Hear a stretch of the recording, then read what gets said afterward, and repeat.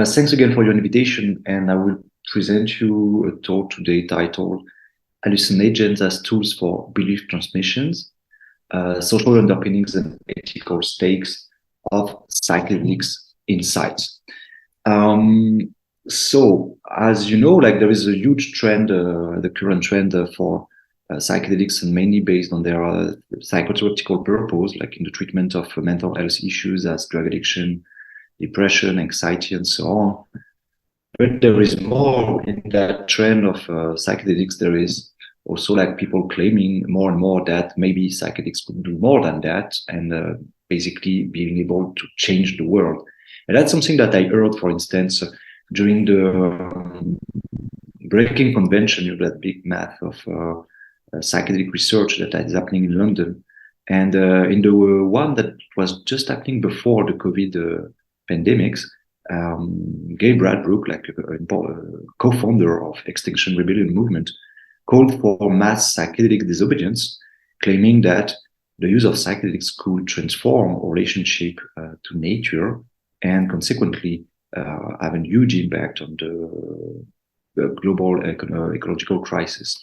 So it's something that you hear more and more, and it's a more and more common idea that psychedelics could produce biophilia, enhance, that psychedelics could enhance our tendency to relate with non-human beings, like plants, animals, and so on, and maybe leading us to feel empathy with them. And so the idea of more and more ecologist activists now is that psychedelics could play a role in the dynamic of changing our mindset related to nature. And so you have that example of Extinction Rebellion founder, as inviting people to use more psychedelics, to share more psychedelics in order to change our mindset related to nature. And this is based on few studies, this echoing like few studies, recent studies, as the ones that have been recently published by the Robin Carter's team at the Center for Psychedelic Research in London at Imperial College. And you can see those papers that those papers are based on questionnaires, mainly are questionnaire-based studies.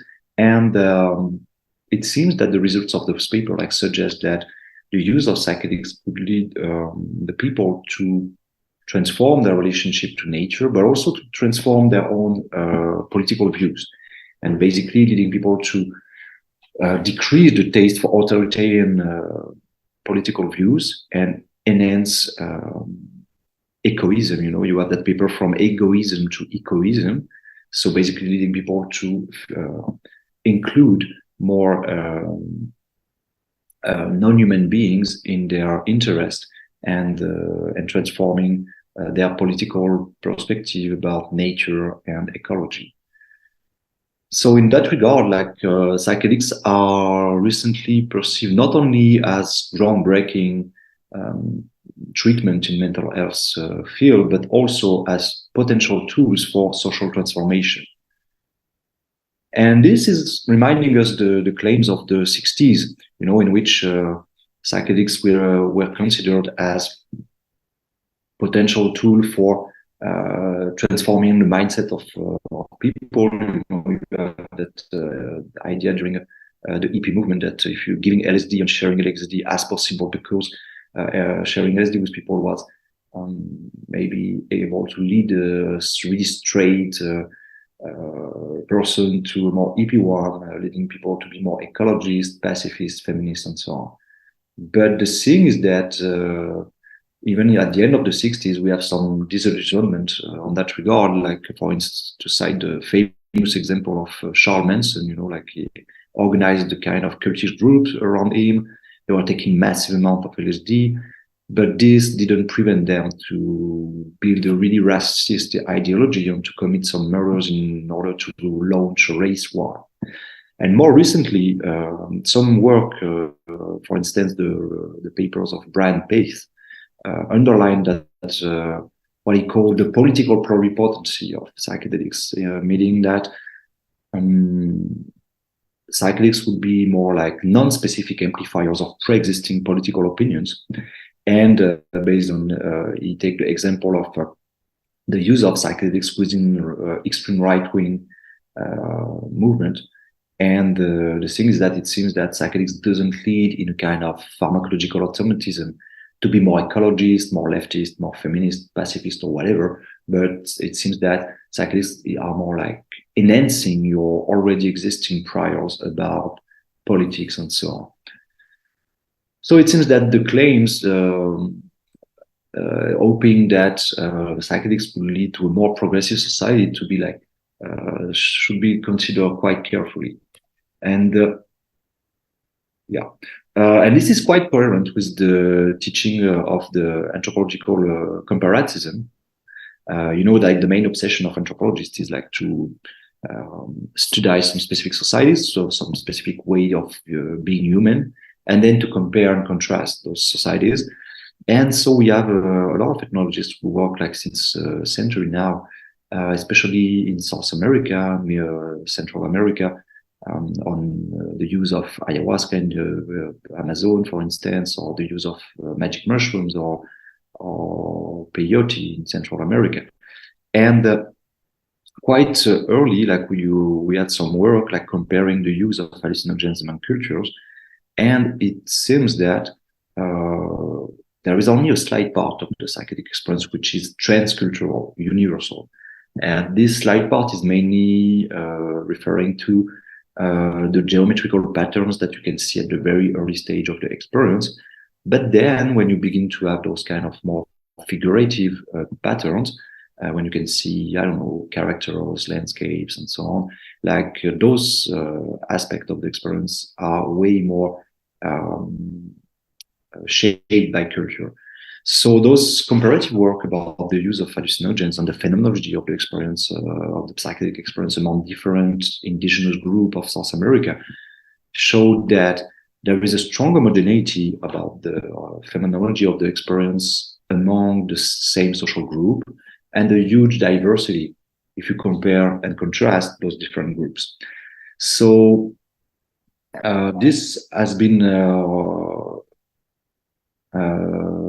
put it in a nutshell by Claude Lévi-Strauss in that quote, like hallucinogens are triggers and amplifiers of latent discourse that each culture holds in reserve and for which drug allow or facilitate the elaboration.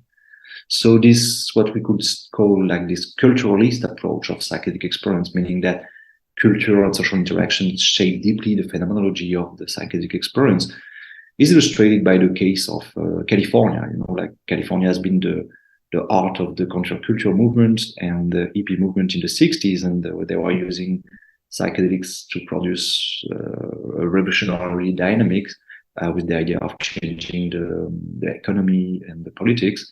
And now, like recently, psychedelics are used in California, more like as the microdosing, like that's where the microdosing trend has been launched. And it's interesting to see that those people who launched the trend of the microdoses are like maybe mainly executive of the Silicon Valley industry, like Facebook, Microsoft, or Google. And as you can see here on the PowerPoint, which is an extract of a commercial for microdosing, like what is sold with the idea of microdosing is that it will help you to have a better focus, like a better productivity and so on. So you can see that now with that microdosing trend, psychedelics are used in order to adjust yourself to the market economy and to be more productive, more adapted in a kind of intense competitive framework. So that example of California like is underlying the fact that values and of society like deeply shape the relationship to psychedelics, and also like its phenomenological content. And that's one aspect of the things that I will try to develop today, based on what I call the socialization of hallucinations, because like anthropologists observe since a long time the fact that the social setting could shape psychedelic experience, but the underpinnings of that dynamics has been quite unexplored. And that's what I try to explore in my own work since a while. And I call that dynamic socialization of hallucinations. And for those who want to know more, I can check the paper here. And I will try today to show you how this socialization of hallucinations work, and also in what extent this dynamic lead us to see psychedelics as tools for belief transmission and also as tools for cultural transmission rather than tools for social transformation. So I would do so using an ethnographic case study. Like I'm working on in the Peruvian Amazon since 10 years now, and working on the internationalization of ayahuasca, globalization of ayahuasca, and the rise of shamanic tourism around ayahuasca in the Peruvian Amazon.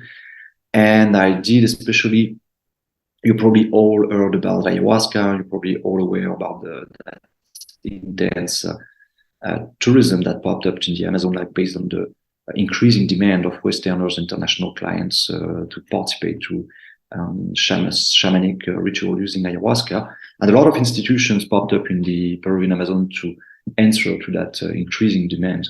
And those institutions that we can call shamanic centers are offering some quite common settings now, like which are based on purges, ayahuasca, speech group, and so on. So I did a long-term fieldwork, like 18 months, in one of the main and pioneering shamanic center of the area, which is called Takiwasi, which is at the very beginning was a drug addict rehabilitation clinic founded by a French doctor in medicine in the 90s. And the idea was to use, to articulate biomedicine, psychotherapy, and Amazonian traditional medicine, and to use ayahuasca a bit like as a tool for psychotherapy.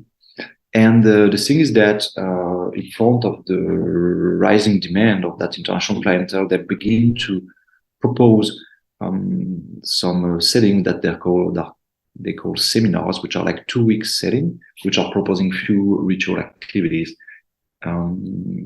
Like the first one is like the purgative ritual, like people are invited to take purgative plants, like you can see here, like tobacco juice, and basically this is done to make you vomit, and it's supposed to cleanse and purify yourself. Then you have the diet, which are like short-term retreats in the rainforest, in which you take like other kind of plants, and in a special context, which is the diet. So you're isolated. There's a lot of food, relational, and sexual prohibitions. So basically, you're alone by yourself in the forest. Nobody talks to you, nobody touches you, and you're by yourself without anything and drinking the plants. And of course, the ayahuasca rituals. So you probably all know about the ayahuasca, the brew, which is composed usually with two components, one having DMT and the other having like other components making the brew, giving the brew the ability to have some DMT being active orally. So you have here the brew, and you can see here like the place where like people take ayahuasca in Takiwasi, and on your left you can see Jacques Mabi, the French doctor in medicine who founded the institution, and then I've been being trained in as an ayahuasquero, like is now like leading the ayahuasca rituals. You can see here like at the peaks of the ritual space, and here is a drawing of the ritual space. Here in red you can see what they call the ritual cycle, which is not exactly a circle, as you can see. It's more like half of a circle.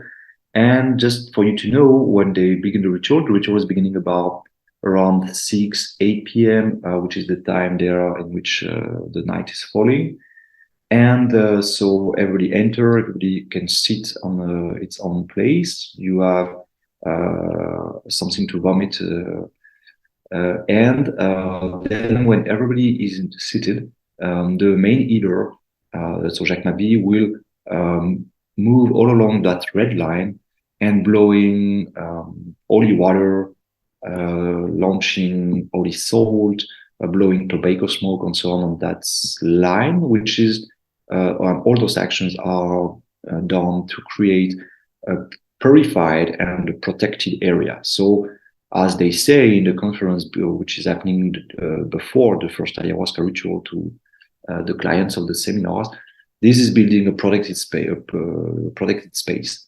And the ritual is lasting 6 to 8 hours. You can't see much, it's on night.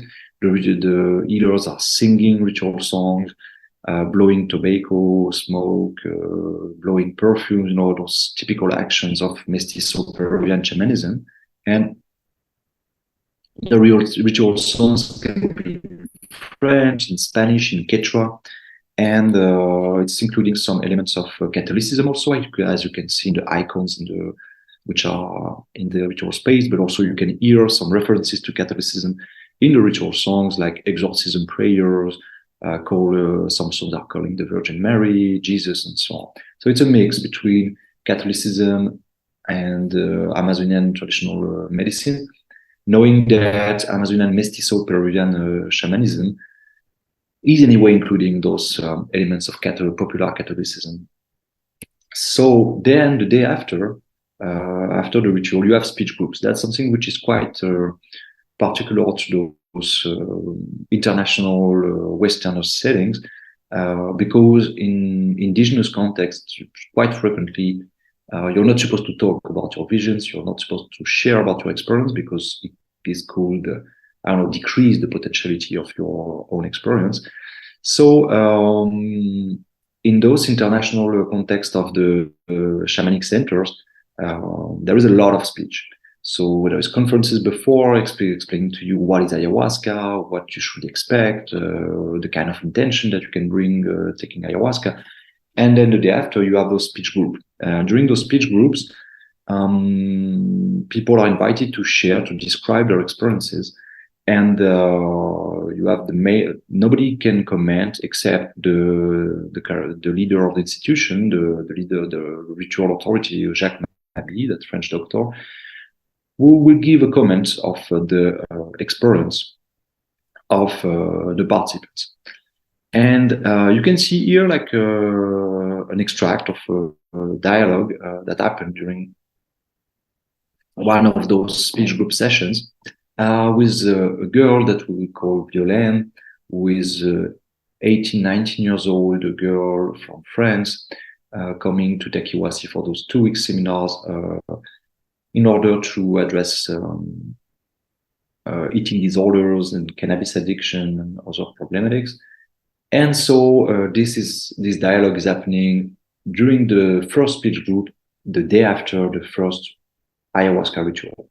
As you can see, Violaine said that she felt depressed, sad, loneliness, feeling doubts, and so on. And then Jacques asked, okay, you were laughing at some point. Do you know why? I don't, and she answered, I don't remember. So you were crying. Why? I don't know. And based on that, Jacques Mabi says, okay, that's all very imprecise. It's not ayahuasca. There is a negative presence there. Something is acting inside you. Nothing should be in your body that does not belong to you. There are things going on that you don't see. Ask you why you're laughing, you don't know. You have to go and see where it comes from, the episodes of life that are the origin of the infestation.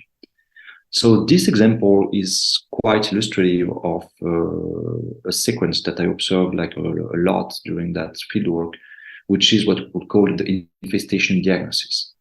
So you should know that Takiwasi was based on the very beginning were inspired by Stanislav Grof work, that LSD psychotherapy, and the idea of using psychedelics was really to use psychedelics as a tool for helping psychodynamic process, giving you cathartic effects,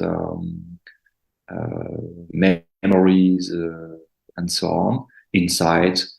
But along the time, the etiological theory of the institution changed, and it include and the weight of Catholicism in that etiological theory have been more and more important along the time.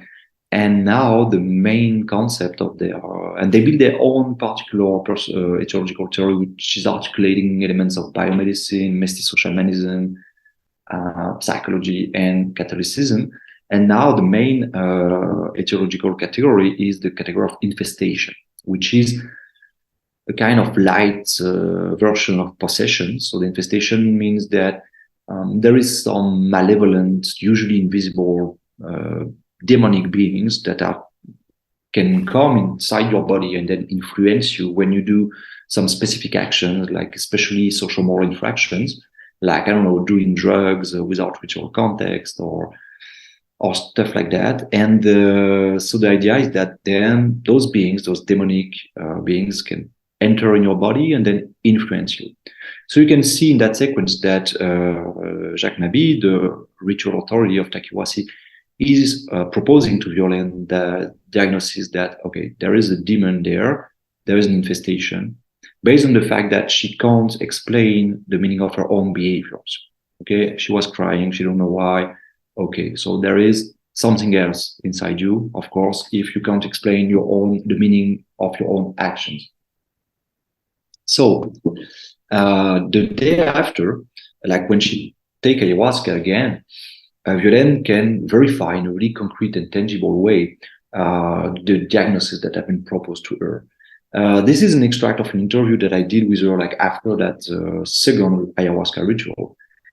And you can see that she's saying that there were things in her stomach moving, and I started to lose control, to make noise. You have to know that in Takiwasi ritual, you're not allowed to make noise. You're not allowed to touch anybody. You are supposed to keep on your side, focus on your inner experience, and so on. So she began to lose control, to make noise. Then the healer came to her, like blowing holy water on her, and then she felt it as very painful. And then I really lost control of my body. I was driven out of my body. I couldn't do anything. I could see myself from the outside, getting agitated, pushing the healers, ranting. Interesting, at one point, I saw myself with a demon's tail on the face of the girl from The Exorcist, you know, the movie. And, you know, then she described how she tried to fight and to try to come back into her body. So I would try to come back to my body, but they wouldn't let me, the demons. I would ask for help. I was yelling, I'm possessed, help me. I was kicked again. I ended up like throwing up what was in my stomach, and I heard the ayahuasca telling me that now my life will change. Okay. That's a quite common topic, the fact that participants of the seminar in Takiwasi will verify in a really concrete and tangible way during the ayahuasca rituals the local cosmological and ethological theory, which is, as you see, based on the idea of demonic presences. So you have here like other examples of people discovering that they are infested by demons. Like the first one, like is basically like remembering a sequence in which he took magic mushrooms in France a few years before coming to Peru. And then at that point, he saw a piece of wood, and there were faces on this piece of wood. And taking ayahuasca and Takiwasi, he remembered that scene, and then he realized that it was not good. I saw the same piece of wood with a head in it again, so I saw that I had caught it while taking the mushrooms. I saw it in vision, and I threw it up. I was also told not to do whatever with psychotropic plants. And this is the snakes, ayahuasca, animal spirits that have came back that taught me that. Another example, like a young guy from France who were like practicing alchemy and kind of esoteric practices. Here, ayahuasca saying to him during the ritual, the plant saying to me, you know, all the spiritual stuff you've done, you can't go into like that. And I'm going to show you everything you hanged up, everything you brought with you. And there I saw demons, satanic symbols, things like that. I had an indication that there were things that were inside me. Those extracts are really interesting because they are verification of the ethological theory, because they not only discover that they are like influenced by demons, but they also verify the ethological theory, because during speech group, like Jacques Mabi explained quite explicitly that those two examples, for instance, like using drugs without ritual purpose, or the practice of esoteric practices, are like causes of infestation. So like you can see here that participants verify in a really concrete and tangible way through visions, feelings, and insights the cosmological and etiological theory that is proposed in the institution and developed during speech group.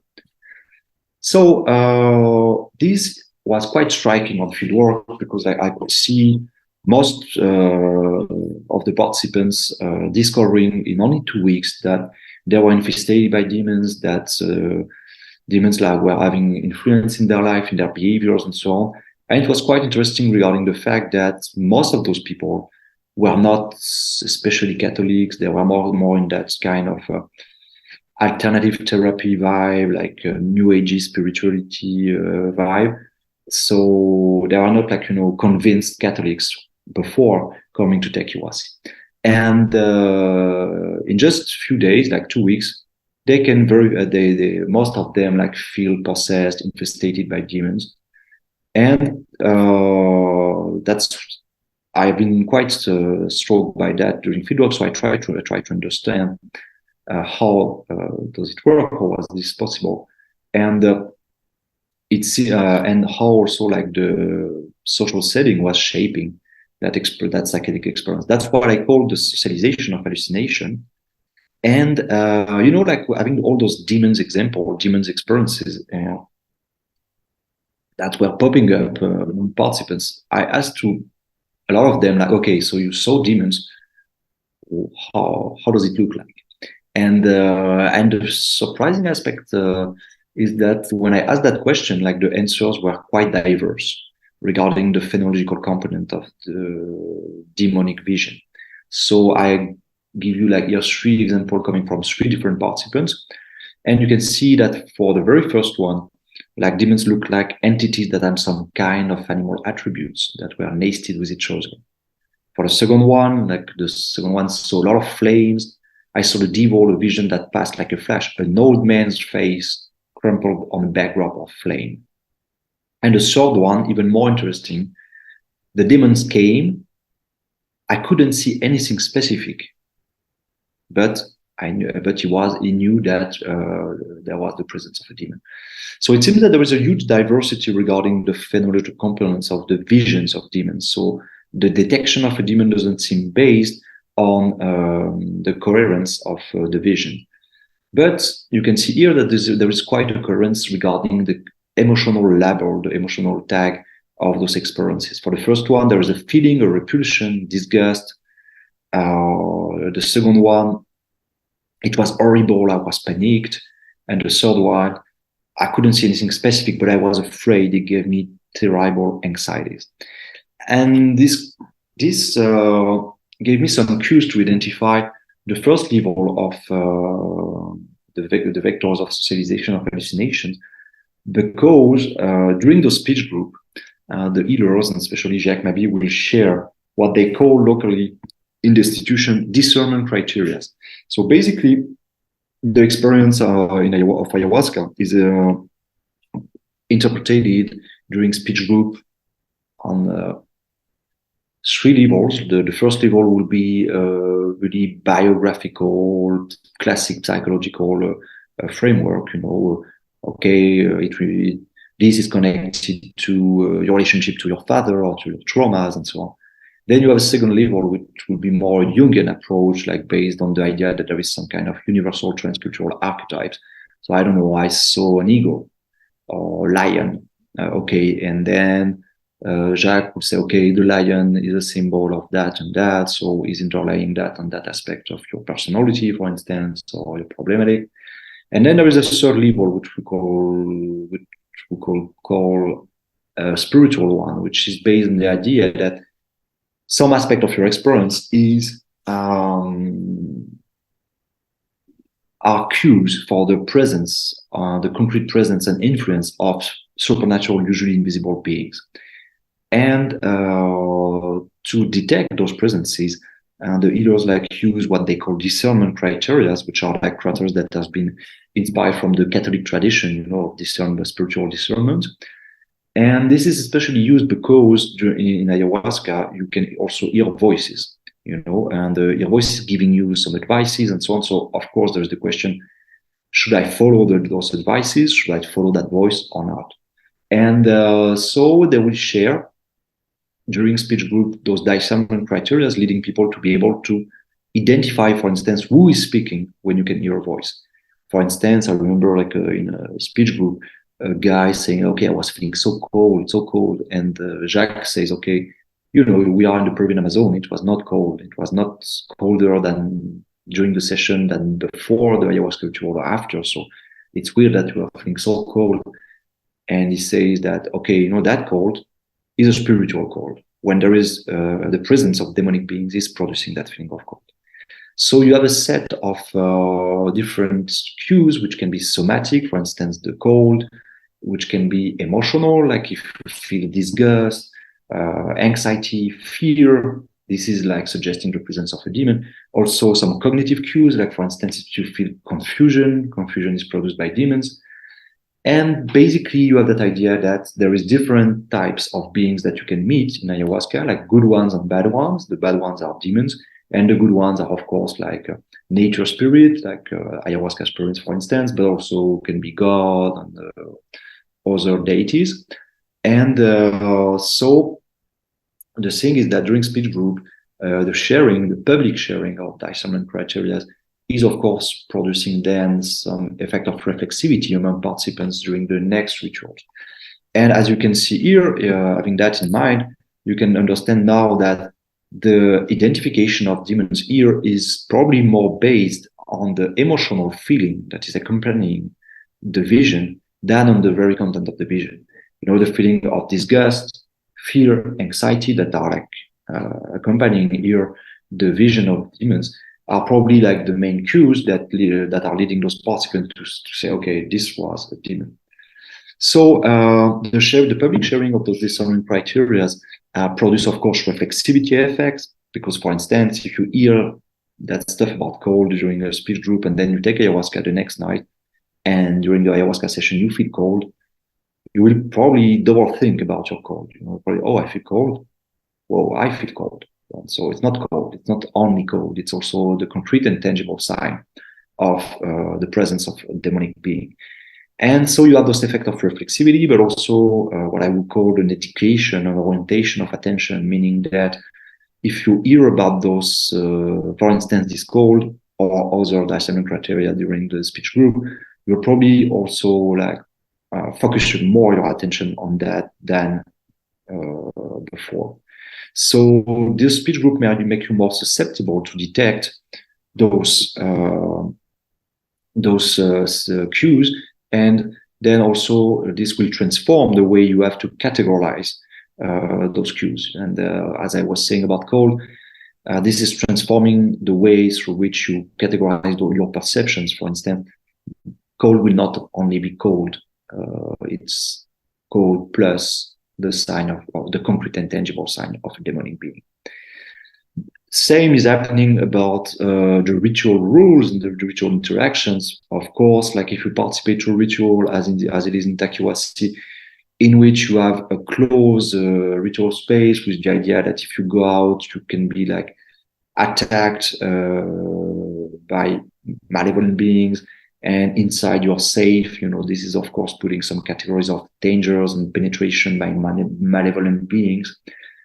And on that regard, it's quite interesting to notice that the ritual actions that are drawing the ritual space, which is supposed to be a protected and purified space, are done to produce the ritual space, but also are done again around the body of each participant. So there is a kind of parallelism between the ritual space and the body of participants, which is suggesting that the body of participants and the ritual space is susceptible to be attacked by by malevolent beings that are trying to penetrate that space.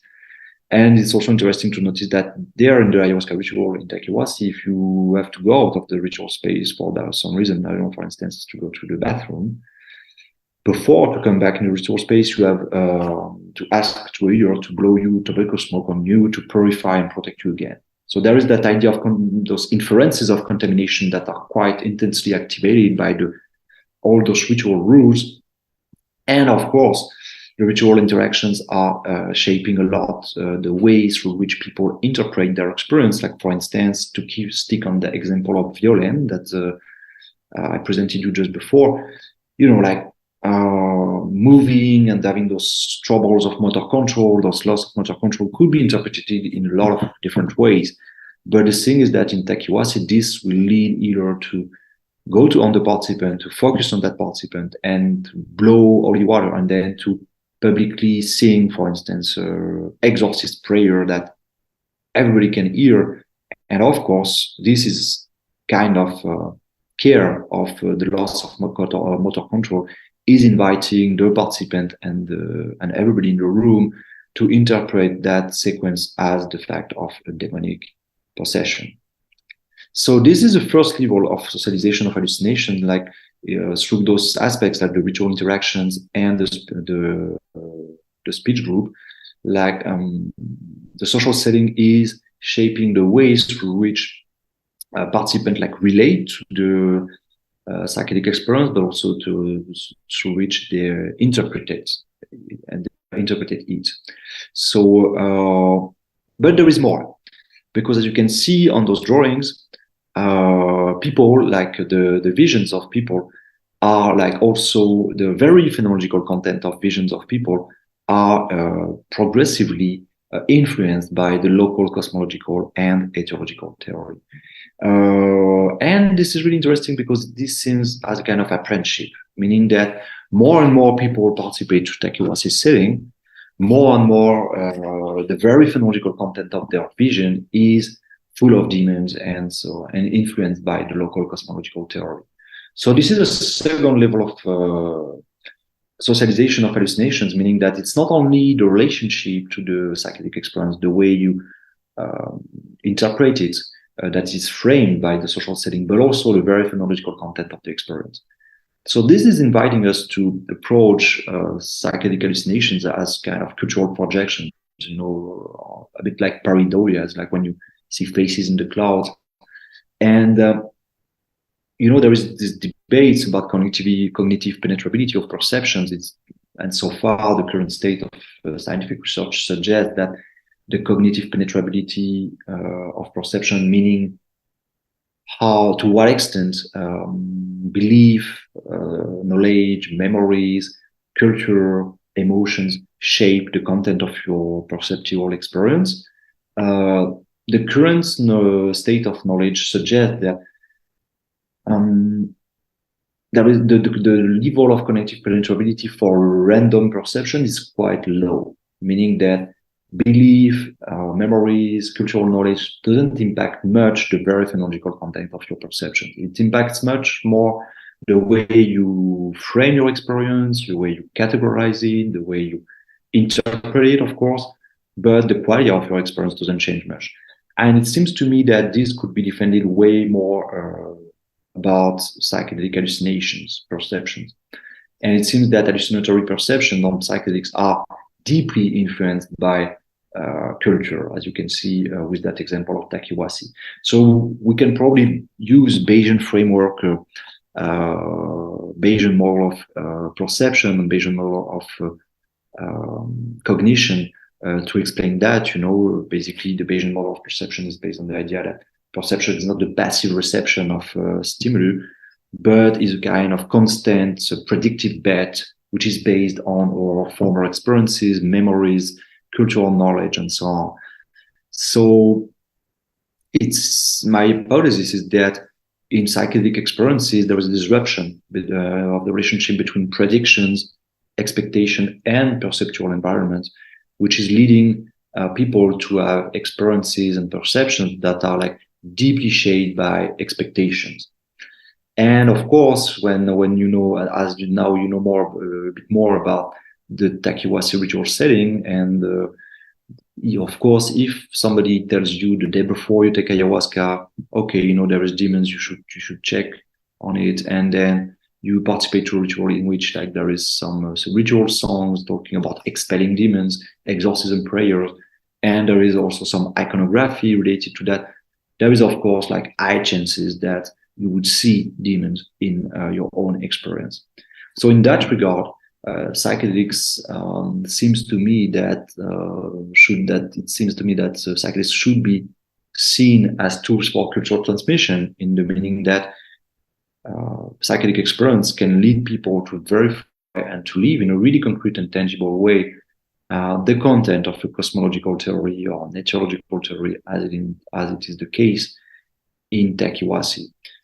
So then let's have a look on this is the last speech group in which Violaine is participating. And as you can see, she is publicly testifying that she was possessed. It was a nightmare. I didn't know my name. I was possessed, dominated by evil forces, and so on. And that's interesting that Jacques is then asking her to build connection between her ritual experience and her daily experience, and saying that in daily life it's the same as in an ayahuasca session, except that there is no consciousness. Those things that you do in life, because there are things you can't control, those things that dominate, that override your will and cause you to do drugs, to have binge eating episodes, and those kind of things that you can't control. So it's interesting to see that the ritual specialist is building a parallel between the ritual experience, the loss of control during ayahuasca ritual experience, and the loss of control situation in the daily life of Violaine. For instance, when she has those compulsive binge eating episodes, and inviting her to understand both of them as being the consequence of demonic presences. And Violaine answer is quite interesting, also saying that it's true that it had already occurred to me with bulimia. It's like I was doing things that I didn't want to do. At one point, I say to myself, this is not me. I have to free myself from something. Then yes, there are the shrinks who explain to you that daddy, mommy, okay, but I knew that there was something inside that was dominating. So you can see that at the very end of the seminar, Violaine is buying the infestation diagnosis that has been proposed to her, like on the very beginning of the seminar, and that she's beginning to produce narrative reframing of her own biography, her own symptoms, framing those symptoms and those biography elements based on that demonic hypothesis. And that's interesting to see also that there is not only people having those strong loss of control, motor control that are like embodying that demonic hypothesis, but also other participants. As you can see here from two examples from two different participants. And you can see here like the education of attention, the narrative reconstruction dynamic. Like the first one, talking about Violaine, is saying that there was a girl who had a possession. It was pretty mind-blowing. She told me about it after the ritual. I thought, I want to see the demon too, get it out. So I wanted to ask the ayahuasca session to show me. And in fact, just before I took my bath in the river to clean myself, I thought about it. And at that moment, it was raining. There was a huge branch that fell at my feet, and it had a horn shape, like a demon. It calmed me down right away. So you can see here, like, that the education of attention, orientation of attention process, like just seeing that branch with a horn shape is leading that person to see it as a concrete and tangible verification of the presence of a demon. The second example is giving a good example of the narrative reconstruction that are based on the ritual ayahuasca experience. A guy saying, after all that, I thought about it, and I think I have something like an infestation too. I realized that I've been caught up in porn since I was very young. Many times I stopped. Many times I wanted to stop, but I couldn't. I felt guilty. I realized that there was something wrong. I realized that there was because I don't like it. It disgusts me, but it always come back. I always come back to it. So you can see here that again, like Violaine, the situation of ecrasia, the situation in which you have conflict of will, are interpreted as the concrete sign of the presence of a demon. And of course, it's quite catchy, of course, to explain some ecrasia behavior, like, I don't know, like addiction, You want to quit smoking, but on the other hand, you like smoking, you feel that kind of dissociation. And of course, it's quite catchy to think that, okay, it's probably because I'm not alone and there is something else inside me pushing me to smoke. So you have those narrative reconstructions based on the integration, the embodiment of the local etiological theory that is leading people to reframe their own biography, reframe the meaning of their symptoms based on that experiences. So you can see here that on the left, you have like the enhanced suggestibility, which is one important feature of property of ayahuasca and psychedelics more broadly. And this meets local cosmological and etiological theory. And the meeting of both like lead to the embodiment and integration of that local theory. And this integration and embodiment of the local theory produce narrative reconstructions, like, okay, new ways of interpreting your behavior, your symptoms, your daily behavior, your biography, your personal history, and also producing identity reconfigurations. Because the thing is that when you participate to that kind of thing and you begin to think that, okay, I have demons in myself and so on, then like people are invited to, of course, think about themselves as like plurals and permeable subjects. You know, they are not only I in myself, there is also demons, and there is also maybe positive stuff as ayahuasca spirit. And so after participating to those ritual settings, a lot of people would like begin to tag differently their own feelings, desires, emotions.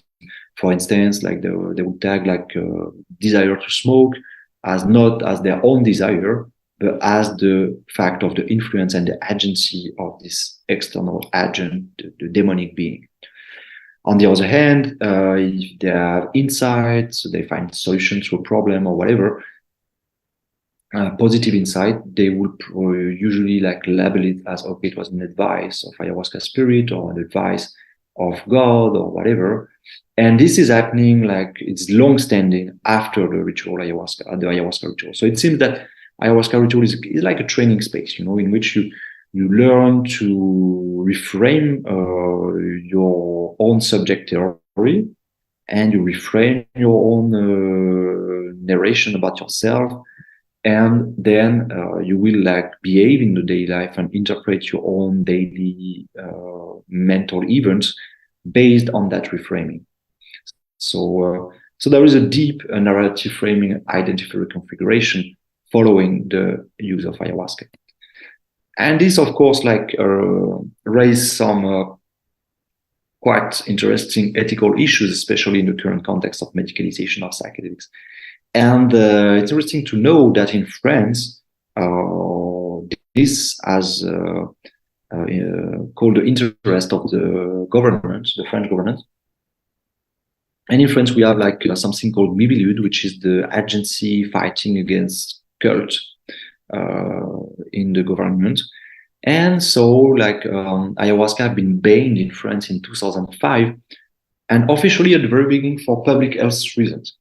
But then when some pro-ayahuasca activists like asked the government to justify their decision because ayahuasca could not considered as addictive or toxic, like the French government said, okay, we are banning ayahuasca because this could be used as tools for brainwashing by culture groups. And so it's quite interesting to see that this old brainwashing narrative coming from US came back in Europe, especially in France, but then also more recently in Belgium, in Spain, or even in Italy. That idea that psychedelics could be used as brainwashing tools by cultish problematic religious groups. And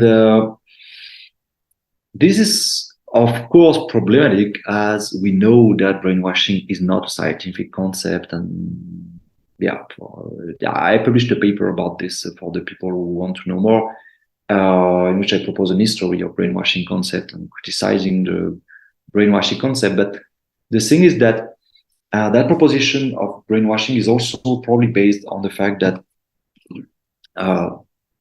psychedelics are indeed tools for belief transmission, as we could see in the former example. And there is a really fast and furious transmission of specific belief.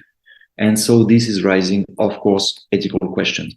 So it seems that, the dominant model through which we're invited nowadays to think about the efficacy of psychedelics, the freeing up and unconstraining of the cognitive and behavioral schemas, is a bit not taking enough in consideration the fact that this freeing up and unconstraining dynamic is also accompanied by a meaning-making process, a crystallization of belief, worldviews, values, behaviors, dynamics, which is super important in psychedelics.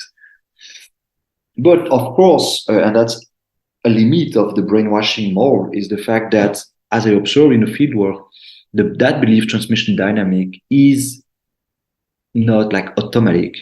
It's not like the robot theory, like thinking people as being programmed. It's way more complex than that. And the belief transmission is, of course, involving the agency of participants. And it's quite striking to see that mostly people embody those beliefs because they doubt. They doubt and they want to verify. That's a really interesting aspect of that. Like I remember like a participant to who Jacques maybe said, you have a demon, you're infested. And the guy was like, okay, like this French doctor, this is totally crazy. Like there is nothing like demon. And Jacques like just told him, it's just what I'm saying. You don't have to buy it. Like you should check by yourself. Ask tonight to the ayahuasca to show you the demons. And of course, for obvious reasons, if you have that prior in mind before taking ayahuasca, you'll probably end up seeing demons in the ritual. So that's quite interesting to see that belief transmission dynamic is based on the willingness of participants to verify that diagnosis or etiological theory. There is a lot of people who don't care at all about the infestation diagnosis, and they will not be impacted so much by that belief transmission dynamic. So I feel it's quite important to underline the weight of the agency of participants in that belief transmission dynamic, and this aspect is totally missed by the brainwashing hypothesis. And there is also like a second aspect which is important, which is the destiny of that psychedelic enculturation. And doing long-term follow-up with a lot of participants now since 10 years with a lot of them, I could see that this is a huge inter-individual variation on that regard. Meaning that a lot of people, even if like most of the people participating to the setting there end up like being convinced of the presence of demons and the influence of demons, after a couple of months or a couple of years, like a lot of them would just give up that idea. And so there is a strong variability, and which is of course depending on the kind of socialization that you have. If you stick in a social context in which like this idea of demons and so on is cultivated, of course, like this belief will be enhanced. But for a lot of people, they just give up and they don't buy that much just a few months or few years after the experience. So we are really far away from the brainwashing model, as you can see. But it's true that on the other hand, like psychedelics appears as a bit like a strong placebo, a super placebo, meaning that they are enhance the weight of contextual factors in the composition of the psychedelic experience. So to conclude, I wanted to underline the ethical stakes of that vision of psychedelics as tools for belief transmission, especially in the current context of medicalization of psychedelics. If you grasp together like a few remarkable properties of psychedelics, you can see that there is indeed like some quite important ethical stakes that are popping up. First, you have the suggestibility. We know since a while now that psychedelics are enhancing suggestibility. Then we also know the weight of set and setting, the importance of extra pharmacological factors in the shaping of the psychedelic experience. But we should also think about what we could call the noetic qualities of the psychedelic experience, which is the fact that usually the psychedelic experience appears as more real than daily reality. And the information that you can get in the psychedelic experience is usually lived as a revelation, a direct and unmediated revelation. And this is quite problematic because you will have that feeling of direct and mediated revelation, while on the other hand, the content, the very phenomenological content of your experience is probably deeply shaped by the contextual factors of the setting in which you're taking psychedelics. So, as you could see on the former example. So this reminds us like the weight of all those factors that are surrounding the administration of psychedelics. And I feel that considering that so-called mystical experiences seems to be an important aspect of the therapeutical effect of psychedelics, as some studies suggested recently, yeah, it will like raise an important challenge, like how the psychiatrists and MDs will deal with that. I feel that it will be quite interesting, and this is something that we should keep in mind, thinking about the kind of setting that we in the West want to build around the use of psychedelics. Okay, I will stop here. Thanks for your attention, and feel free to ask if you have any question. Thanks for the presentation. Yeah, I found it really great, or really admirable amount of research condensed into 1 hour. We also in our associations, or we have been trying to cultivate this kind of critical approach to psychedelics in the middle of all the hype associated with the psychedelic renaissance. And I think your research also is very valuable from that kind of standpoint, that it has this kind of critical and culturally informed aspect. And personally, I also want to recommend your articles, or I warmly recommend them to everybody interested in these themes. Yes. So now it's time for questions and answers. We have so far one question, and I ask everybody to write more. I actually have 4 questions if we run out of questions from audience. But let's start with anonymous question. Even if brainwashing is an unhelpful term for the reasons that you described, cults still manipulate people. How would you describe what happens in cults that abuse their members? For what reasons do you think Jackie's Muppets work in the Takiwasi Center might be thought to differ from that? I think people can be manipulated even if the manipulator recommends that they challenge his interpretations. Yeah, it's quite brainwashing. The history of brainwashing concept is quite an interesting one, and the thing is that it's totally an unscientific. Like, if you want to know more, like, you can check a paper that I wrote titled "Psychedelics as Tools for Belief Transmission: Setting, Suggestibility, and Persuasion in the Ritual Use of Hallucinogens." And I propose a brief history of. In that paper, a brief history on the brainwashing concept. And the thing is that it's just an ideological, unscientific concept, which is really basic and cheap behaviorism. You know, the idea that people are really programmed as what they call like robot theory, like people are really programmed by those settings, and it has been built at the very beginning in the context of the fight against the war against communism in the US during the Cold War, to explain how some military US forces could go into the communist camp side. So, and then this concept has been used to stigmatize religious minorities in the US, like especially during the hippie movement and so on. So from an academic perspective, a scientific perspective, like, there is basically no value of that concept, because it's not based on tangible hypothesis. It's not based on the hypothesis that you can try and challenge. Like, for instance, underpinnings of brainwashing are never explained, so that's problematic. And what I did in my work and in my talk today was to try to understand how psychedelics could be a tool for belief transmission, because I feel that the revival of that brainwashing hypothesis in Europe regarding psychedelics is connected, is based on the fact that there was no model to explain the pace, the specific role of psychedelics in the dynamics of belief transmission. So that's why I explained today how does this work, like education of attention, orientation of attention, and so on, a different level of socialization of hallucinations and so on.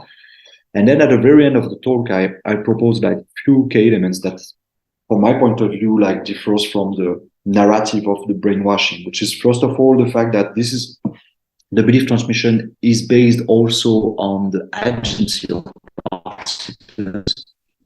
So it's only participants who want to verify, who want to know more about this, that are like the most subjected to that belief transmission. So it's based on the agency of participants. It's not like an external programmation as the narrative of brainwashing suggests.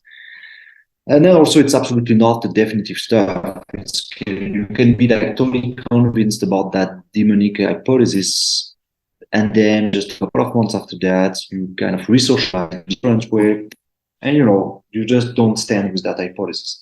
So it's way more flexible and not at all like as long lasting as the brainwashing narrative suggests.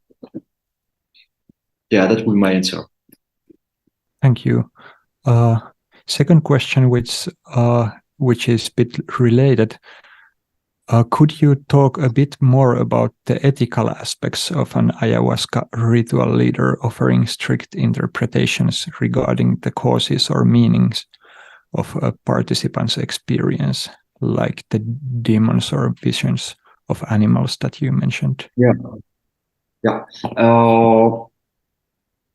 The thing, I guess the most problematic aspect that can occur in those ritual settings is like the capture of the experience. Like, I don't know, if somebody interprets your own experience and like transmit to you like a cosmology and or a theological theory without your consent.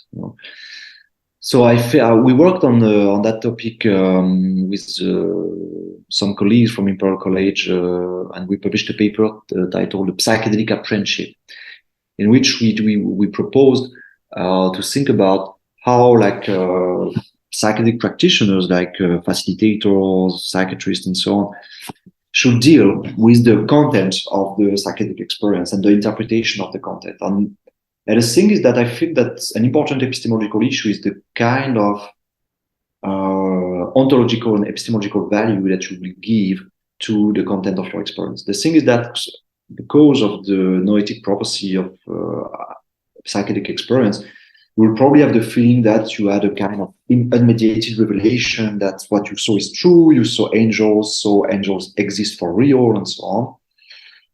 And I feel that a more ethical way to deal with those contents will be like to invite participants to cultivate flexibility about the ontological and epistemological value of what they live and what they saw.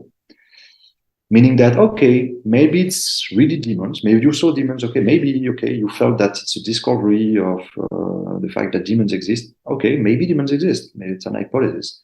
Also, maybe this could be like psychological projections. And maybe this teaches us more about you, your current preoccupations and so on. And like inviting people to cultivate flexibility about what this experience is. I don't know if it's clear. I have actually follow up on this, or from my viewpoint, how you described these sequences between Jackies and the participants in the rituals. It sounded almost like gaslighting, like leading the person to question their own experience, which sounds pretty much opposite from what you just described, what maybe would be the optimal way. I think, do you think that Jackies or the leader in that center, do you think he acts ethically? Or if you evaluate like from ethical viewpoint, is it kind of okay to do that kind of interpretation? Well, I'm not a judge, I'm not here like to say this is moral, this is not, this is immoral. Like I'm not. I don't want to be in that position. But the thing is that there is few position, like a position like something that is done like in Takiwasi. This is questionable ethically, probably because like there is kind of capture of the experience, imposing a specific framework of interpretation of demons and so on. I know to what extent those people really consent to that belief transmission before. I don't know. Probably I feel that it would be more ethical if Takiwasi would clearly claim in his commercial and so on that, okay, they are a Catholic institution, they are using mainly demonic based etiological theory, and if you go there, you will probably like see demons and having exorcism and so on. I feel that if it was clearly advertised, this would be like probably less problematic, you know, so people can choose like being conscious. The thing is that the advertisement of Takiwasi is more based on, you know, it's a pioneering center articulating biomedicine, Amazonian traditional medicine and psychotherapy. And then you go there and you end up like discovering that there is mass before ayahuasca ritual, that they are putting holy water in the ayahuasca, that there is a priest participating to ayahuasca ritual, that they are using exorcism prayers during ayahuasca ritual, and that everything there is based on the demonic hypothesis. And it's a bit too late, you know, you're already in the Amazon, you already paid for it.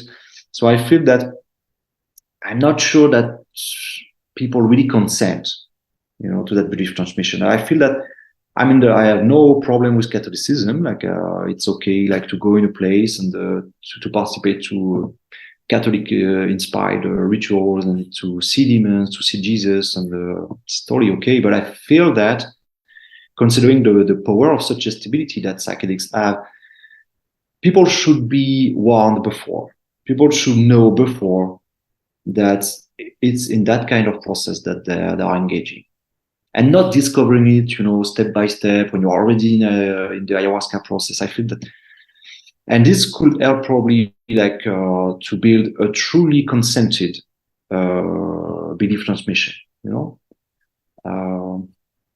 I personally do research in moral philosophy, and yeah, for me the like ethical questions around these issues are really interesting and important. Yeah, and I think that kind of transparency and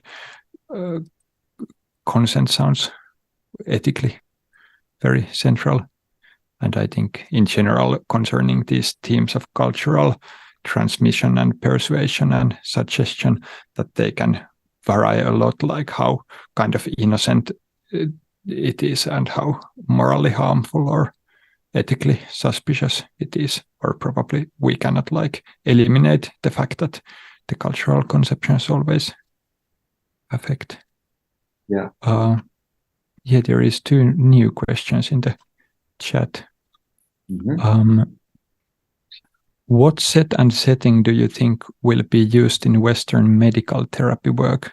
And what framework would you recommend to explore in the beginning of the field work in the West to have the best outcome for personal insights and development of the patient?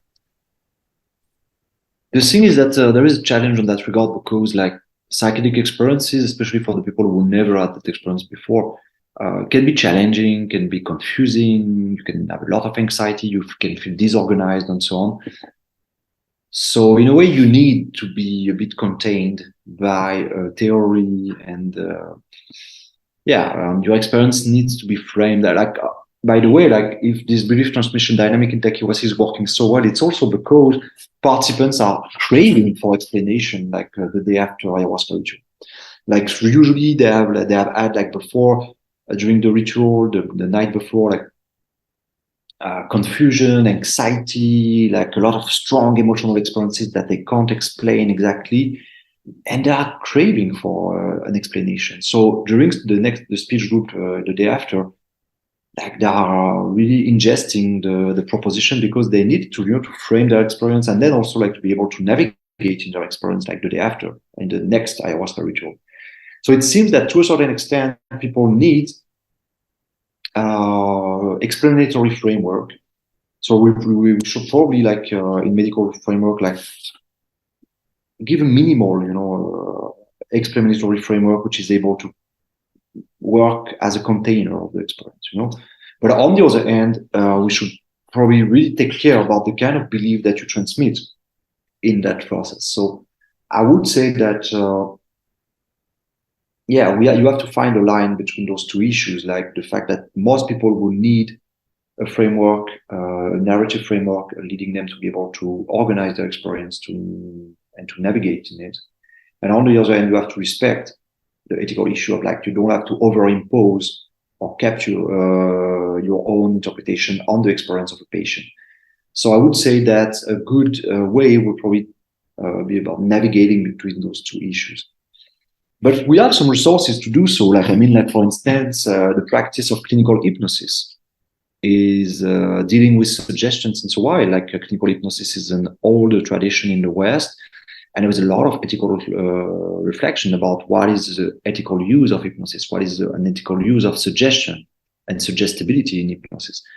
So I feel that we have a lot of resources coming from the tradition of psychotherapy, like all the reflection that we had in the last century about the weight of suggestion, suggestibility, and of a psychotherapist in psychotherapy, and how a psychotherapist should position it himself. So I feel that we can probably dig into those resources to find that way.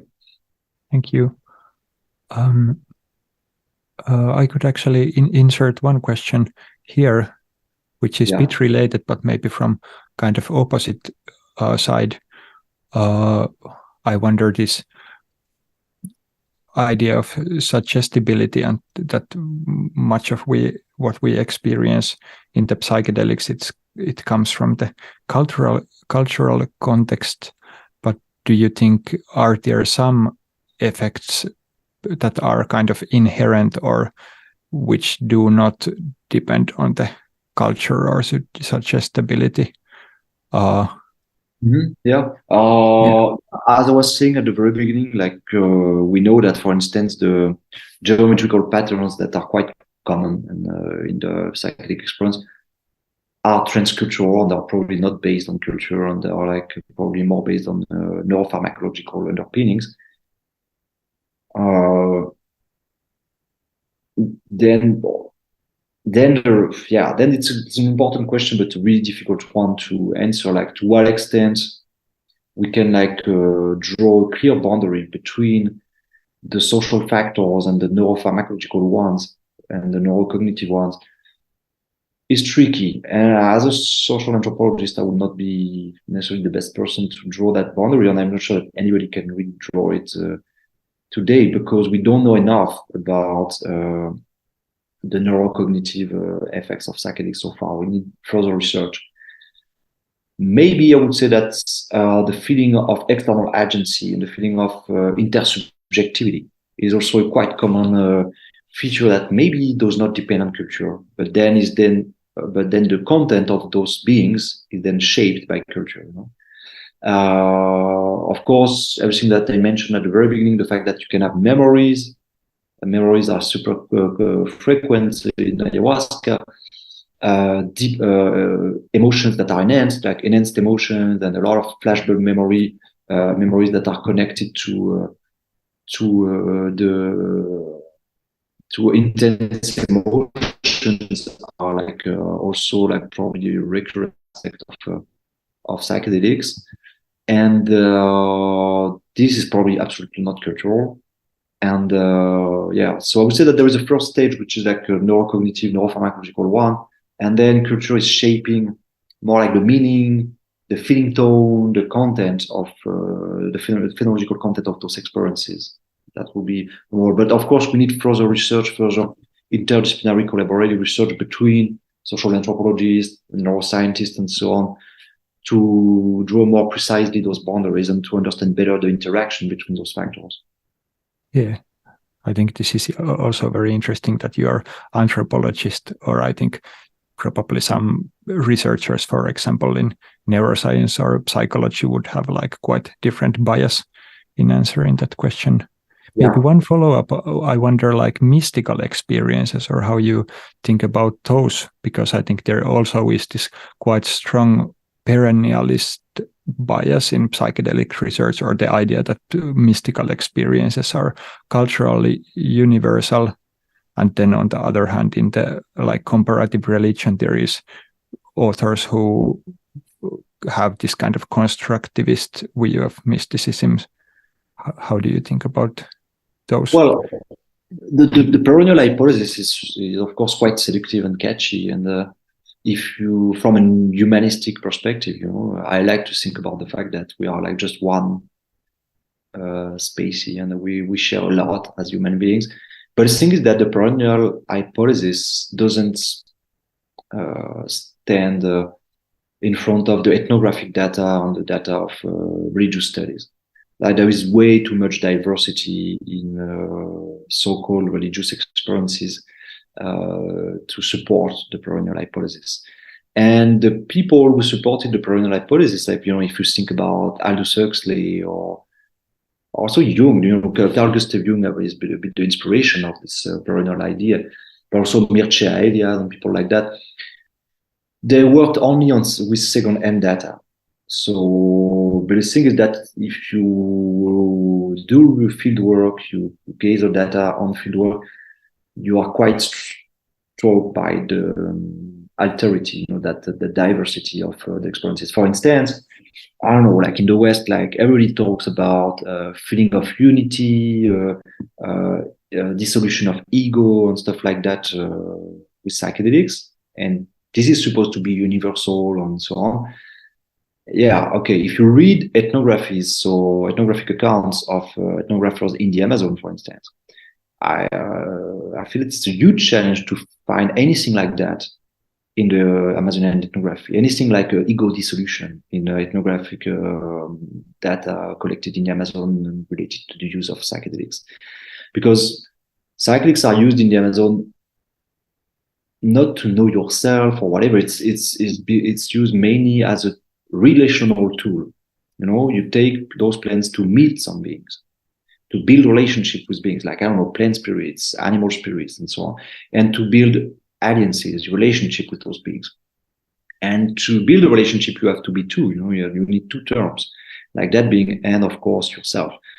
And so, like I never heard, and also like reading ethnographies of native use of psychedelic substances in the Amazon, there is nothing like ego dissolution, for instance. So that's quite challenging for the perennial hypothesis and for the so-called mystical type experiences. I know it's already the critique that Marcel Mauss made to William James about his model of mystical experiences, saying that, okay, but you're universalizing the quite typical Protestant mystical experience. And it's just a projection, cultural projection of what basic Protestant persons think about what is having a mystical experience. So, yeah, I would say that the perennial hypothesis and is like, is a cultural projection from the West. And the mystical type experience that is supposed to happen like super frequent, necessarily and universally with psychedelics is something for Westerners. Like, I don't see that in the Amazon. I would be surprised to see that among, I don't know, Chinese people. I feel that this is cultural stuff, not the fact of cognitive or pharmacological automatism. That would be my proposition. Thank you. Really fascinating.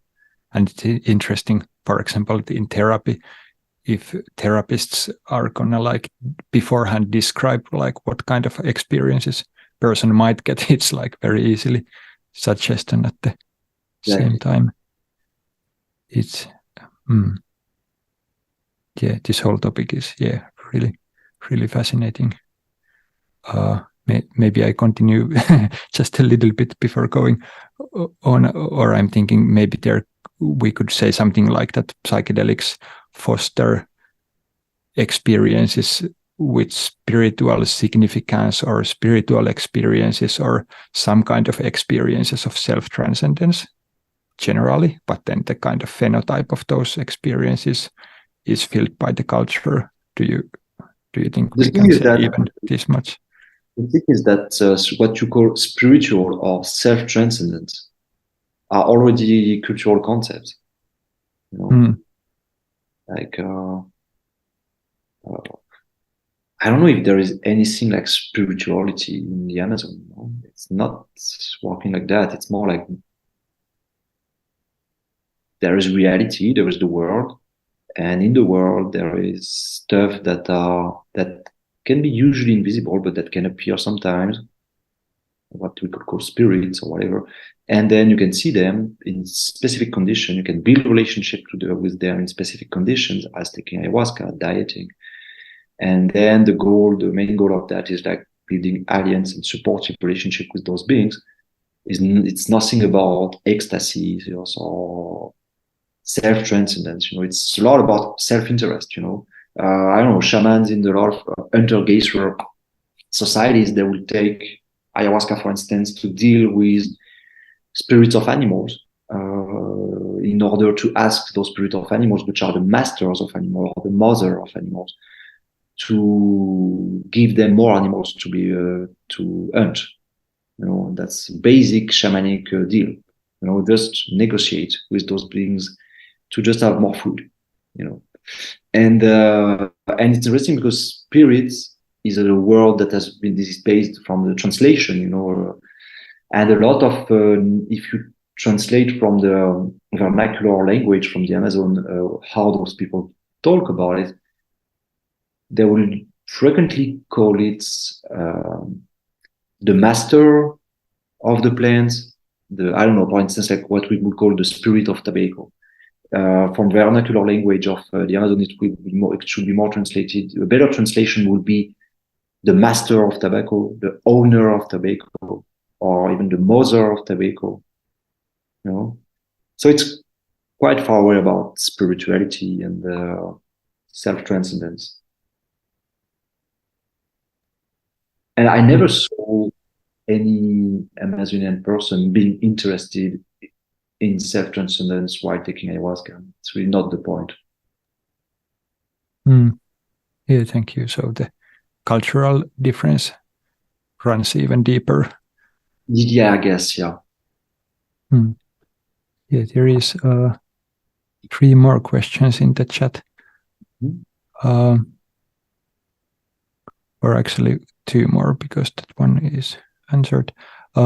Next one.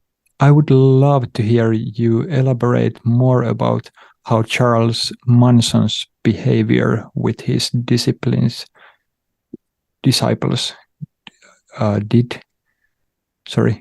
can be interpreted through the framework you use.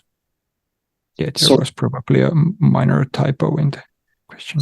Could you rephrase the question? Could you repeat, please? Yeah, I would love to hear you elaborate more about how Charles Manson's behavior with his disciples can be interpreted through the framework you use. Yeah, of course.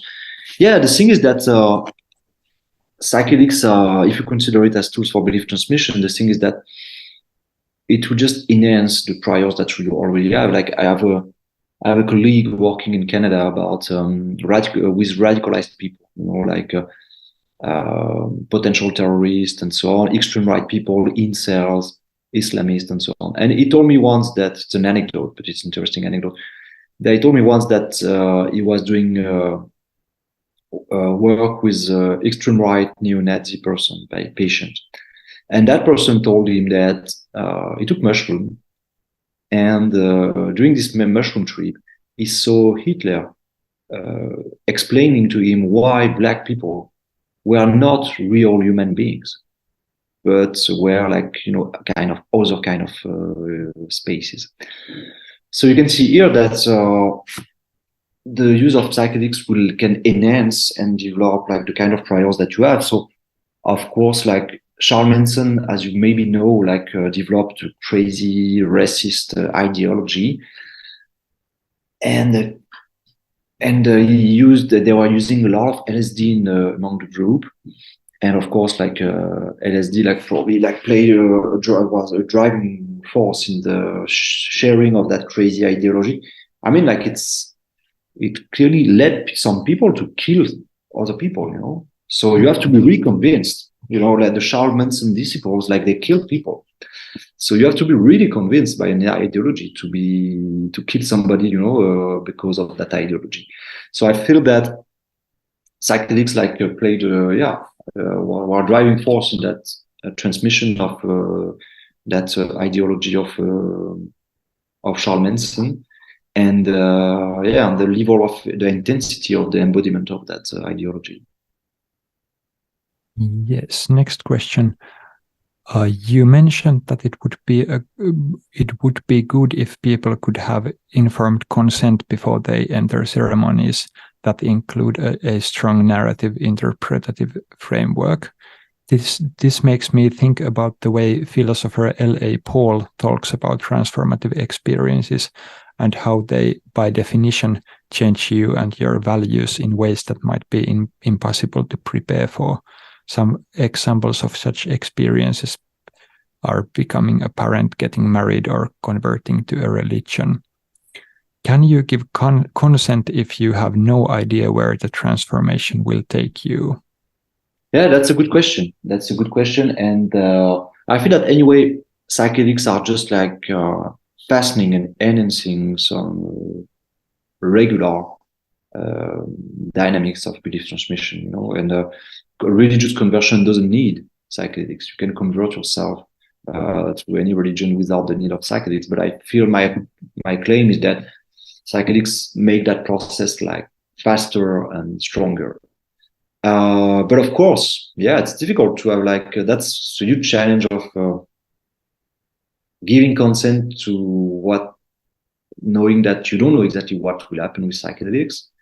That's challenging, but I feel that you could at least give minimal information. Like I don't know, like sticking with the example of like ayahuasca, I feel that knowing the weight of demonic hypotheses, of Catholicism, exorcism, and so on, there, I feel that people should know. You know, like people should be advertised, and that would be the minimal information, like to have something like a consented belief transmission. Yeah, at least you're not hiding your agenda. You know, saying that I don't know, we are like a Buddhist group using ayahuasca. Our goal is loss of ego, loss of ego boundaries. That's our goal. We are using ayahuasca for that. If you're interested, you can join. I think this is okay, but yeah, people should be warned before, as much as possible, knowing that indeed, as that question rises, it's difficult to know exactly what will happen in a psychedelic experience after, of course. So you can't warn about everything. Thanks. Next one. Following up on the perennialism discussion, do you happen to know if some form of prayer is universal?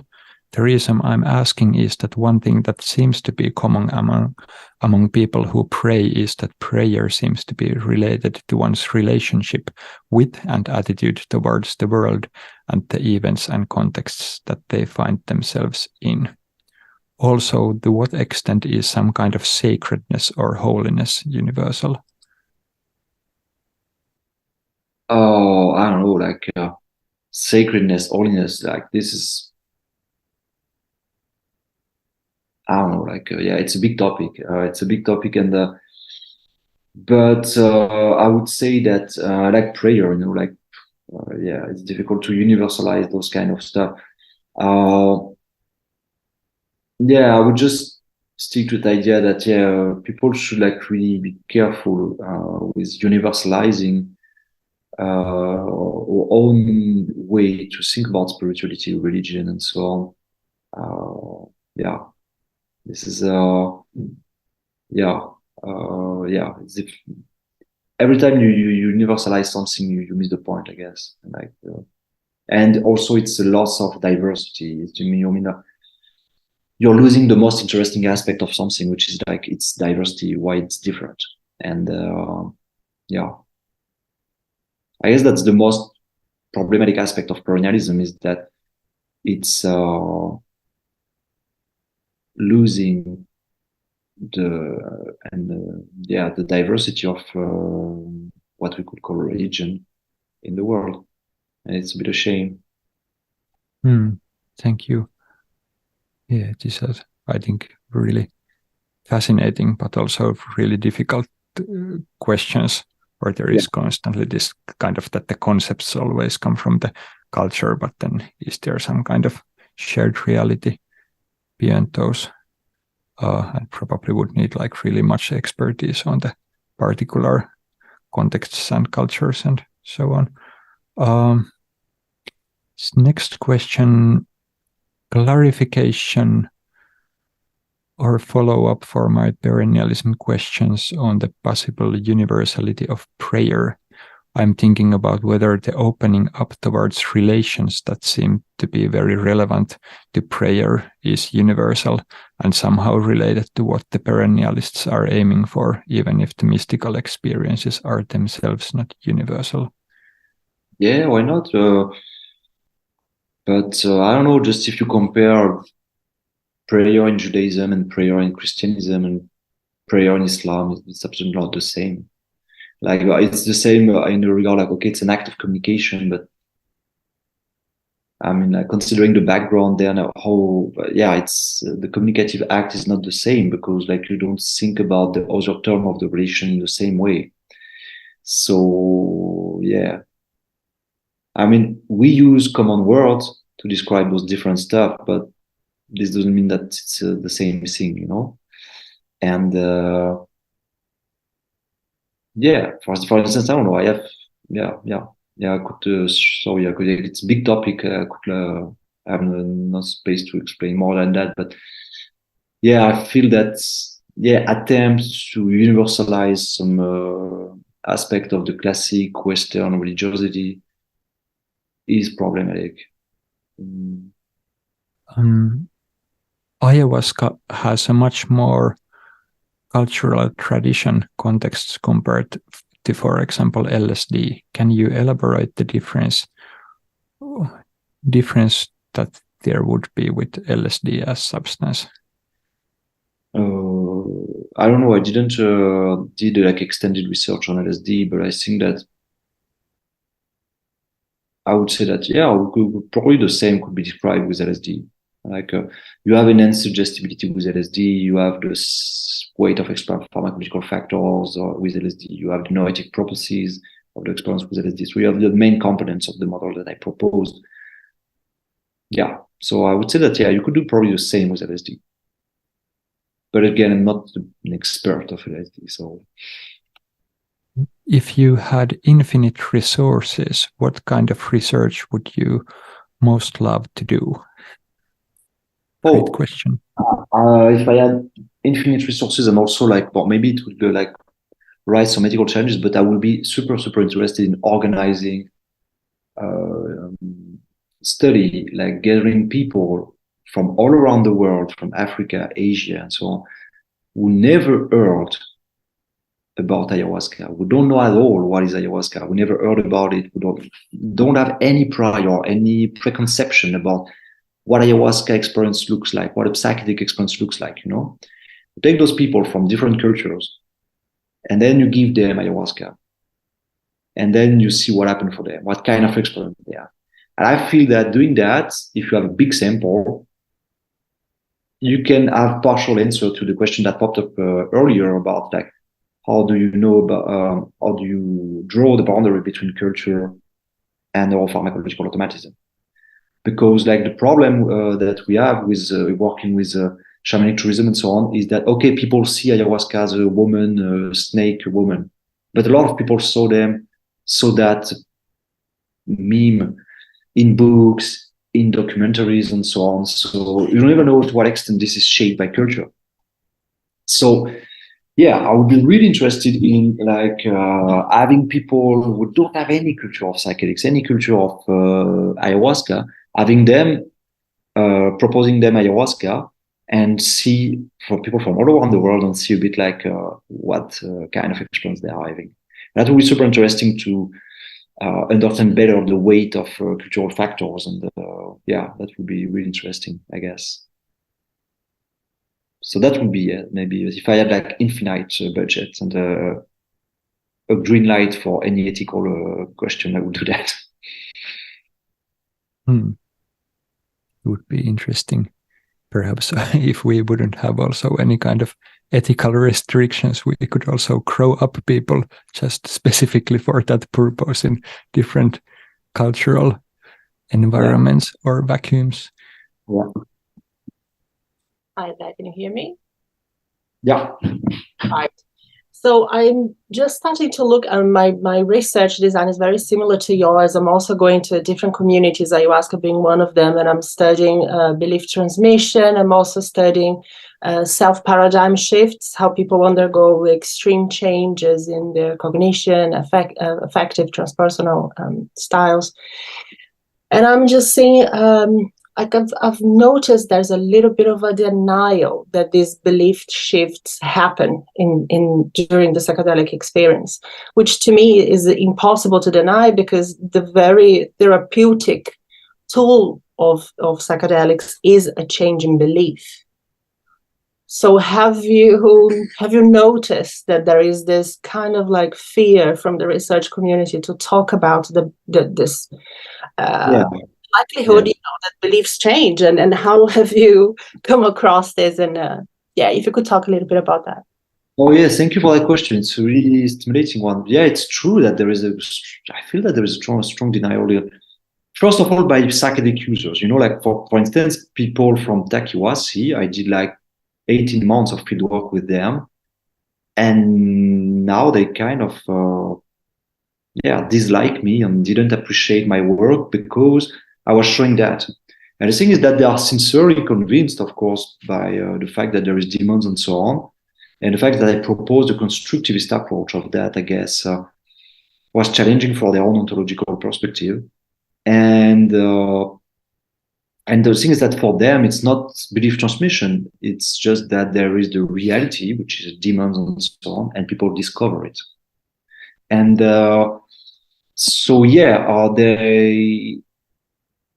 it's easily so as a critique of an institution when you say that, which is not necessarily like the case. I mean, like you just describe a socialization process, as I don't know, school in France socialize you also like as a good French citizen, and it's a bit the same, but just in the most fast and furious way. So yeah, there is a denial from I would say the psychedelic users, and also it's true also from more broader psychedelic community, including a lot of psychedelic academics, probably because some academics and psychedelic researchers see that as putting the political agenda of deep prohibition in danger. I mean, like probably like some users, some activists, some academics, seeing that if you show that property of psychedelics, it will be considered as a problem by government, and it will be a problem regarding the project of making free again the use of psychedelics.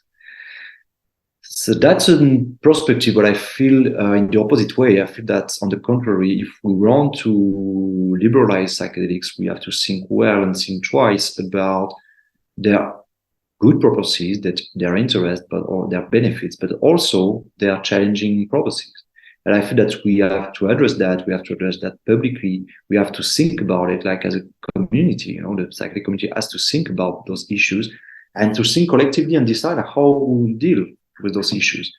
And otherwise, it's kind of irresponsible. And I feel that, the denial that you talk about, and I totally agree with you that there is a strong denial within the psychedelic community about this topic, is probably based on the political agenda, the deprohibition political agenda. I don't know your feeling about it. Yeah, well, if we are scientists, then we need to look at things with honesty. It's an intellectual virtue. You need to look at things and you need to be straightforward about what you're seeing in your research. So, of course, I am pro psychedelics being legalized, but we need to be real about everything that happens. And I believe it's not a case of one or the other, but that everything happens. There is belief transmission. and there are genuine experiences. You can have both occurring at the very same time. So I think one thing does not exclude the other, but we just need to be very honest in looking and talking about these things. Exactly. Yeah. 100%. I agree. I would be interested to read on your work, by the way, on this topic. Like, I don't know if you already published something on this. No, I have just started. I've not even done the practical part yet, which will be next year. But I'll keep you updated. Okay, cool. Thank you. Thanks. Thank you, and nice to have more voices or actual voices in this discussion. One follow-up question about the last topic. What do you think are the biggest risks related to the mainstreaming of psychedelics? I don't know, like there's plenty of it. The thing is that our culture is probably not ready to have like psychedelics so widely shared as it is in the Amazon and so on. Like, I mean, we are not prepared. Like most of the people are not prepared. Most of the people don't even know about psychedelics, what they are and so on. So I feel that we really have to think a lot about in the future who will be able and allowed to give psychedelics, and who will be allowed to give psychedelics to who, you know. And I feel that it's great to include psychedelics. Like psychedelics has like a lot of benefits, especially in the field of mental health, as it is suggested by the recent clinical studies. But yeah, we have to think twice about who will be able to give it, to what kind of people. And of course, there is the risk of the misuse by some people who are not ethical. And we can think about, I don't know, examples as cultish driftings and so on, but also like, I don't know, like if there is a really liberalization of psychedelics and like anybody can give and sell and use psychedelics. I mean, like, can we imagine a society in which like, I don't know, you can use psychedelic for, I don't know, the army training, stuff like that. Like, I mean, considering the belief transmission dynamic, for instance, like, can you imagine like if you give, I don't know, mushroom to young men doing like their army training when they are like 18 years old, like to make them feeling like more faithful and regarding the nation. I don't know, like the commercialization also, like I'm not sure that, yeah, that what, and yeah, maybe there was some potentiality in social control, you know, by psychedelics being used by some, because the thing is that we are, most people of the psychedelic community who are just thinking that, okay, psychedelic will just be used for therapeutic purpose or spiritual purpose. But I mean, like, look at our society. Like, it's not at all like only positive, therapeutic, and spiritual society. There is a lot of negative forces, you know, like in the economy, in the international relationship, like I don't know, like and psychedelics being used in a capitalist, colonial society. Like, I mean, there is a lot of bad potentialities if being used, I don't know, by governments and so on. So yeah, it's a bit dystopic, imaginary, but yeah, I guess we should really care about in the future who, if we legalize, like who will be able to use psychedelics. Thank you. Really interesting and important perspectives. I think we could now start to wrap this discussion up. Do you have any final remarks or something you want to share before? No, thanks a lot. It was a really interesting chat, and thanks again for your invitation. I was glad to share with the Finnish people. I've never been in Finland, so it was a discovery for me. Thank you. Yeah, welcome someday. We are organizing also conferences here. Yeah, once more, thanks for coming and for the excellent presentation. Thank you for the invitation. Yeah, from my behalf and from behalf of our association. As a final reminder to people listening that if you are not yet our member, it's possible to join. The link is in the chat and can be found from our website.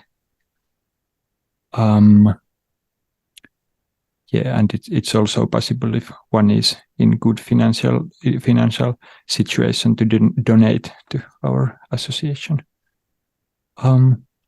Yeah, but I think that's all I have to say. Really warm thanks, everybody. Thank Yeah, you. see you. Bye.